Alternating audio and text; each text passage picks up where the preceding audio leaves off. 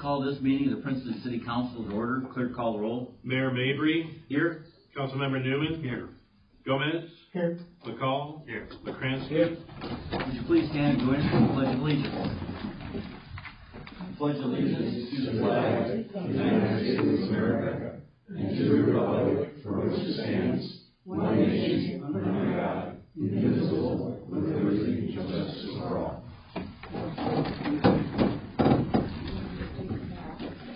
Okay, we're going to go ahead and go to public comment, please. And what we're going to do is we have public comment at the beginning of the meeting as well as the end. Is there anyone here who would like to make any public comments to the council? Yes. Okay. And you know the drill here. Bob, just go ahead and state your name, please. Good evening. I'm Bob Warren. I live here in Princeton. I would like to know if the city has done anything to address the property on West Peru, the former J&J building, and also the former Goodyear building on North Main. If you can share what's progressed, if anything. All I can really tell you is that on West Peru, it's a very tangled mess. We're working with our attorney on that. We've attempted to get possession, but it looks, after today's conversation with our attorney, it looks like we're going to perhaps take a different route. I don't want to go into too much detail right now, but we do something on that every week. It's just very, very complicated. Does the city have the authority to condemn that property? I mean, that's probably a question for John, perhaps. We do, but I think our goal is to try to get it back into production, not just condemn it. So that's what we're trying to move toward. Is that the same status as the Goodyear building, which is the Goodyear building? Hazard. The Goodyear building is moving. The Goodyear building is moving forward. We have a judicial order to demolish it. We've given the owner 30 days to take care of that. If they don't do it by day 31, then we'll step in and take it down. Well, let's put it this way: on the white building that's attached to the studio. The other building is a little bit more complicated, but that's probably going to have the same treatment, but in 60 days instead of 30. Okay. In either case, you got to have a court order to do that. We do. Well, unless we have the cooperation of the owner, and up until last week, we didn't have the cooperation of the owner. Okay. But it's that tide is changing a little bit. Okay. So if the city, in fact, ends up demolishing it themselves, they would put a lien on the property. Correct. Right? Absolutely. Thank you very much. Yep. Thank you. And Bob, we appreciate the question. And I know Pete and Teresa have been working on this, and sometimes you wonder if there's progress not on our end, but just through the system. But I know that on the Goodyear building that Pete just addressed, they actually would go under contract that work out, so the city might not necessarily be physically doing the work themselves, like the street department would be contracted out, and then we would do a lien on that property at that point. Yeah, this week we found that there might be a way for us actually not even have to expend the dollars toward it, but it will still come down. So we're kind of hoping that that'll be the case. Good questions. Any other public comment? Okay, again, you have a chance, an opportunity, I should say, at the end of the meeting to express any comments you may have. We're going to go ahead now and go for the approval of the minutes from the regular council meeting. I move that we approve the minutes from our regular council meeting on July 17th, 2023. Second. We have a motion and a second. Is there any questions or comments? Seeing none, clerk call the roll. Councilmember Newman. Aye. Gomez. Aye. McCall. Aye. McCransky. Aye. Mayor Mabry. Aye. That's right. Hesitation is better than the elephant. Than actually saying that. Yes, we're good. Okay, now we're going to go ahead and move on to our invoices, please. Okay, for this period in the Department of Accounts and Finances, we have invoices totaling $98,861.91. In the Department of Public Property and Utilities, we have bills totaling $252,642.70. In the Department of Streets and Public Improvements, we have invoices totaling $211,688.44. And in the Department of Public Safety, we have invoices totaling $126,844.69, for a grand total of $690,037.74. Mayor, all council members present have confirmed their reviews of all invoices and now are submitted for disposition. I move that we approve the invoices as presented. We have a motion and a second. Is there any questions or comments from the council? Seeing none, clerk call the roll. Councilmember Newman. Aye. Gomez. Aye. McCall. Aye. McCransky. Aye. Mayor Mabry. Aye. Okay, now we're ready for the city manager's report. Teresa? First item under my report is I do need to get a consensus from the council on approval for issuance of credit cards for the tourism director and for our fleet maintenance technician that we just hired. This is normal protocol for those positions. We just need consensus for. It just speeds up their ability to acquire things that they need. Right. Sure. Yeah, Right. sounds good to me. Absolutely. We just need in the minutes that was a consensus. We do have a consensus. Okay. Good. You got that, Pete? Excuse me? You got that? I heard it. Okay. Second on my list here is the announcement that we'll be accepting bids for electric generation's storage buildings that will be built to 70 by 100 foot. We will be accepting the bids until 11 a.m. on Thursday, August 24th here at City Hall. Contract documents can all be viewed. We'll have some here, obviously, but you can also go on the website. There are little packets on there as well. And they will be open publicly and read aloud on the 24th. So any questions, just let us know. You can go to our website, princeton-il.com, for all the documents there. Next, you have in your packet the police pension report for June of 23. And then a couple other announcements or not announcements, just updates, I guess.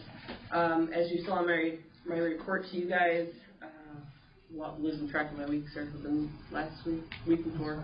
Concert that we were supposed to have with Infinity. We did reschedule that. The one that was canceled, it did get rescheduled to August 18th. So we'll have one this Friday, and then there'll be another one that following Friday. We were ecstatic, the band was ecstatic that we could get it rescheduled. It was one a lot of people were really looking forward to. So come out next 2 weeks. We're going to have a full downtown again, so that's great. This week on Friday it's Brushville, so we're anticipating a very large crowd, which will be good to see. There are people in the area really like them. Last update I have for you is on the non-highway vehicle ordinance that went into effect August 1st. I've only seen one. I saw one go by the office one day. Tom, no issues so far. We haven't gotten any complaints or anything like that. But I did want to show you, and I know the council that I've told you that we've had them, but this is what they look like. I'll pass them down if you want to look at them. So those are the plates for residents, non-residents, and then these are the exempt ones. So anybody that's an exempt, whether it's park district, city, county, churches, some have them, we will issue those as well. So Very nice. I'd say to this point, Janet, correct me if I'm wrong, because you may have gotten one today. We're up to about 20, so not a huge number. I did see one go through today, getting inspected. So they'll start to filter in as the word gets out there. So if you do see one out there, just look for this plate on the back. So the ones that I've heard people out and about, there was I think about 3 of them somebody saw today, and they all had their plate on it. So and they were on the proper streets. So that was good to hear. So if you do have questions or any concerns, always just give us a call. But it's kind of neat to see them out. So. Very good. So we appreciate the work that the committee did on that project, and then we had Teresa spend a lot of time with it, and Tom Cameron, our police chief, and Fire Chief Etheridge, and their department is the one doing the inspections, and they're going to continue to do those. So it was a combined effort by the different departments to make this happen. So I think it's a good project. I think it's a worthy project, and that there was time invested, so we appreciate that. We're going to go ahead now and go to the mayor's report, and we have a board appointment for Lex Poppins to the Tree Commission to fill an unexpired term ending April 30th of 2025. Is there a motion for that?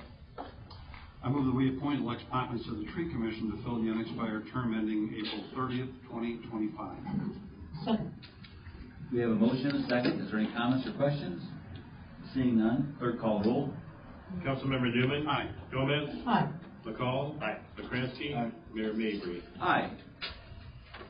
Under the mayor's report, we're going to discuss the positively Princeton side in just a moment, but I want to extend my condolences. In our community, we have people that have served the community and are what I call a fabric of our community. And I know it gets difficult to recognize everyone that has served and that has passed away, but I want to mention to the council and extend our condolences to Dr. Lewis Foley's family. Dr. Foley passed away last week. Dr. Foley was 84 years old. He practiced at Perry Memorial Hospital, as well as St. Margaret's Hospital and Illinois Valley Community Hospital. Dr. Foley served the United States Army in the Medical Corps and also served an extended period of time with the United States Army Reserves. He was an Eagle Scout, and he was just very active in our community, very active in the military side of the house, and we want to extend our condolences to his family. Just a great individual. I remember back when I was a scoutmaster, the Boy Scouts would go camping or go to summer camp, and they all had to have physicals. So we had to all line up at his doctor's office and have him give us our physicals down the road. And everything was always done as a donation. Just a quiet, humble man. When he spoke, you listened. And I would say he'd be truly a man of integrity. So our condolences to the family of Dr. Foley. I would say something on him. He was also a great part of our organization for the Veterans Group, the American Legion. So the honor that he was given, that he so rightly deserved, he was also the one that gave those honors to all those veterans that passed away himself. So That's great. That's very good. Thank you, Hector.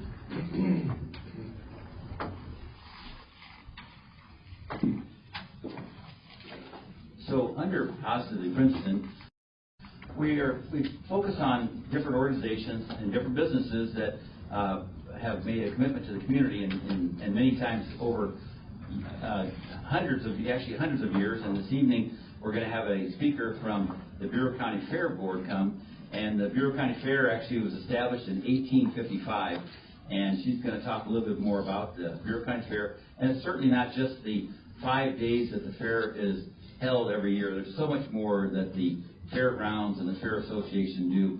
So representing the Bureau County Fair this evening is Kathy Bauer. She's the Executive Secretary. Kathy, we're glad to have you.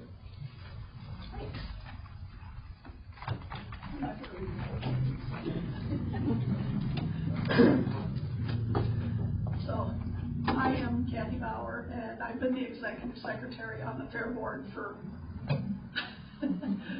many years. I've been a part of the fair. I started showing ponies there when I was 5, and I'm way past that now. And I'm also the Bureau County Tourism Coordinator, so I'm really interested in promoting things. And sorry I'm so hoarse. Air conditioning kills me every year. But this is our 168th fair. And so I would assume we're one of the oldest businesses in Bureau County.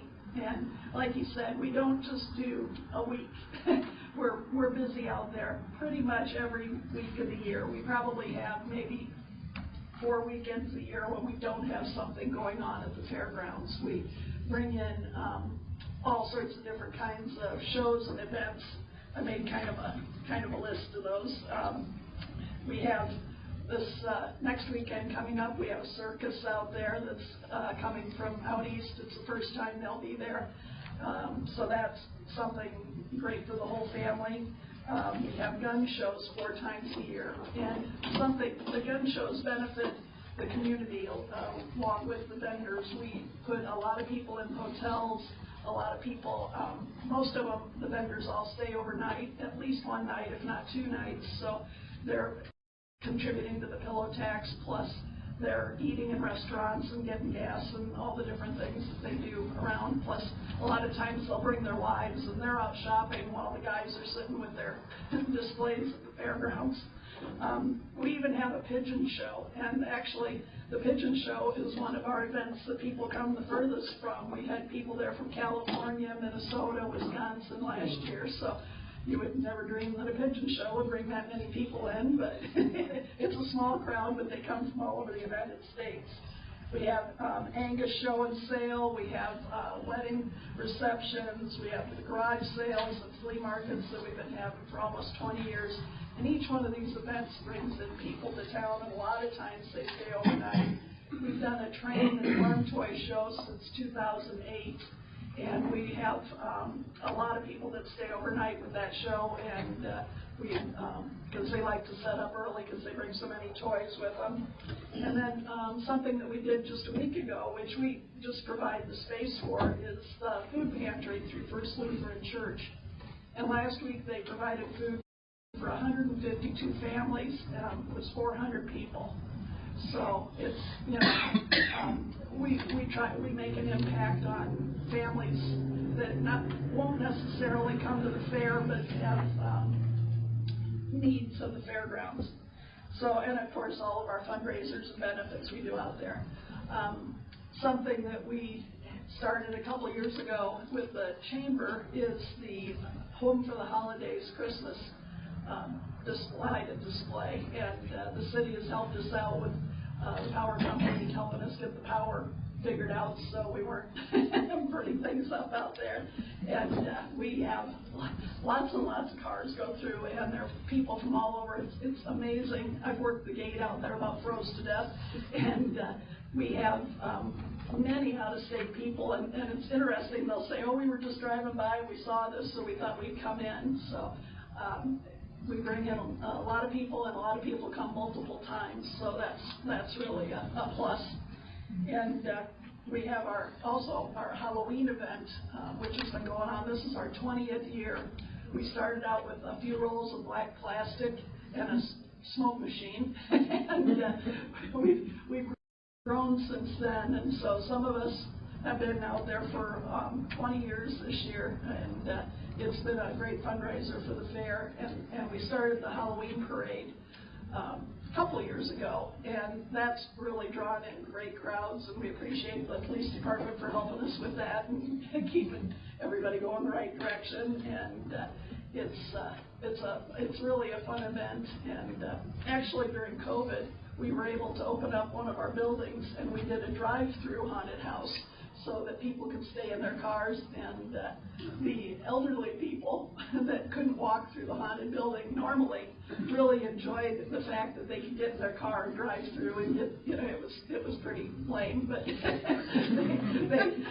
enjoyed that they could go see it, because normally they couldn't walk through the buildings to see it. So we have put on a lot of different events out there, and appreciate the people who come to it, and we are always happy to see when we know when people haven't been to the fairgrounds before, because they ask where the restrooms are. And so that's kind of how we track where people are from. And when they ask us, we ask them where they're from. I did bring you some brochures for this year's fair. They're over there on that great table. And just to give you a couple of highlights of what we got going on this year. The fair is the 23rd to the 27th. It's our 168th fair. We've only missed 2 years. One was, a couple of years ago, and the other one was during the Civil War. They actually had an encampment out there for the Civil War, and so they couldn't do the fair that year. I think it was 1862, if I remember right. And so, but other than that, we've been running, I think we're the second oldest fair in Illinois. And so this year we're going to have our Veterans program on Wednesday night again, and they'll do the Flags of Freedom and the Quilts of Valor. So that's a really nice program. They have a speaker, they have music, and it's free. The veterans and the guests get in free to the fairgrounds. So it's really a touching program to watch people get their quilts. Thursday night we have Josh Turner and Sarah Evans. So this year we're basically doing 2 full concerts, because they're doing their whole show both of them. And so we'll start a little early. We'll start at 7:30, and that's going to be a really good show. We had Josh Turner 10 years ago, and he was awesome then, so I'm really looking forward to that. We have our usual demo derby on Saturday night, and if you like something funny, the kids come out in their Power Wheels, you know, their little Barbie cars, and they have a demolition derby, and they're all painted up, and they got the stick to break off, and they're wearing helmets, and it's a hoot, and they're out there crashing into each other, and usually they're wearing a helmet that's too big, and when they hit another car, it falls down over their face, and they gotta push it back so they can see. And then they'll have another one of those on Sunday night. We do a figure 8 demo. And they're going to do the kids' Power Wheels in a figure 8 before the show, so that'll be fun. And then, of course, our tractor and truck pull will be on Friday night. So lots of livestock shows during the end of the week, and horse shows, draft horse shows on Sunday. Hopefully it doesn't rain. It rains every year on Sunday. But so we have a lot of stuff going on. We just had our Queen pageant last night. Kelsey Mungan was named our fair queen. She's Mark and Michelle, thanks, Mungan's daughter, and so I think she's going to make a great queen for us. So just to give you a real quick history of the fair, they started with grandstand concerts in 1948 with the WLS Barn Dance. WLS brought down 150 entertainers that night to show, dancing and music and all that stuff. We've had over 50 concerts. Brenda Lee was one of the first ones who was only like 16 when she came here. We've had people, Kenny Chesney, Brad Paisley, Scotty McCreery, Johnny Cash, many, many different artists. And so you should be really proud of the fair for putting on, great entertainment that you can come and you're only at the furthest, you're 50 feet away from the stage, or you go to a show in a big arena, you can't even see them because they're so little. So it's a wonderful thing to be able to see these shows.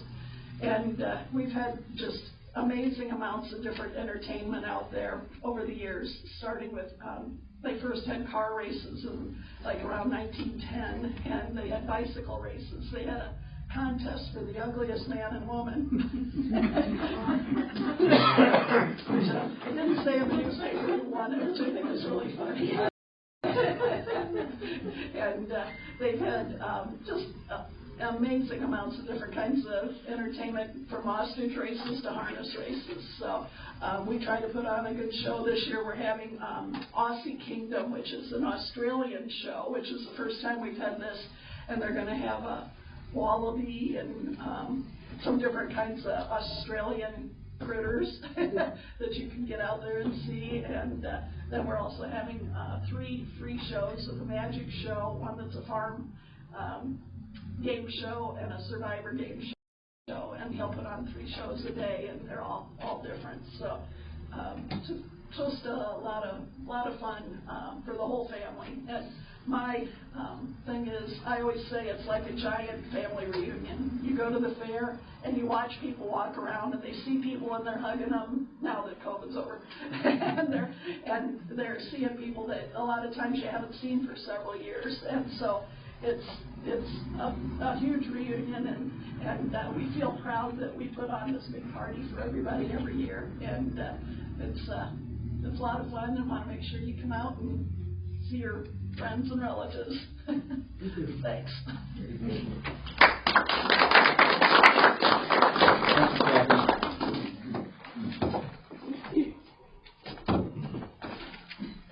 I want to just again say thank you. When you grow up in the community and you are a little kid, you're the kid that, unfortunately, looking back, you jump the fence because you don't want to spend the $2 for admission. I'm going to use that for the corn dog. But I confess that now. Yeah, Bob Warren's give me the look. So anyway, thank you very much. We appreciate the Bureau of County Fair and what they bring to the community. Thank you. You're welcome.